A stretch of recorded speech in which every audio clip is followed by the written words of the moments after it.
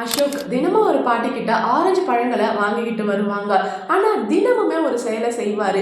வாங்கின ஆரஞ்சு பழங்களுக்கு பணத்தையும் கொடுத்துட்டு அதுல இருந்து ஒரு ஆரஞ்சு பழத்தை எடுத்துட்டு ஒரு சொலைய சாப்பிட்டு, பாட்டி இந்த பழம் ரொம்பவே புளிக்குது, நீங்க சாப்பிட்டு பாருங்க அப்படின்னு சொல்லி கொடுப்பாங்க. பாட்டியும் அந்த ஆரஞ்சு பழத்துல ஒரு சொலைய சாப்பிட்டு பார்த்துட்டு, இல்லையேப்பா இது நல்லா தானே இருக்கு அப்படின்னு சொல்லுவாங்க. இல்ல பாட்டி அந்த பழம் புளிக்குது, நீங்களே வச்சுக்கோங்க அப்படின்னு சொல்லி மீதி பழங்களை எடுத்துட்டு வீட்டுக்கு வருவாரு. ஒரு நாள் அவரோட மனைவி கேட்குறாங்க, எங்க பழங்கள்லாம் நல்லா தானே இருக்கு, நீங்க ஏன் தினமும் அந்த பாட்டியை குறை சொல்லிட்டு வரீங்க அப்படின்னு கேட்பாங்க. அதுக்கு அசோக் சொல்வாரு, இல்லம்மா பழம் நல்லா தான் இருக்கு, ஆனா பழம் விற்கிற அந்த பாட்டி ஒரு பழம் கூட தனக்காக சாப்பிட மாட்டாங்க, அதனால தான் நான் அந்த பாட்டியை சாப்பிட வைக்கிறதுக்காக ஒரு பழத்தை எடுத்து குறையா இருக்குன்னு சொல்லி கொடுத்துட்டு வருவேன் அப்படின்னு சொல்லியிருக்காங்க. இதே மாதிரி அந்த பாட்டி கடைக்கு பக்கத்துல காய்கறி கடை விற்கிற ஒரு பாட்டி இருக்காங்க.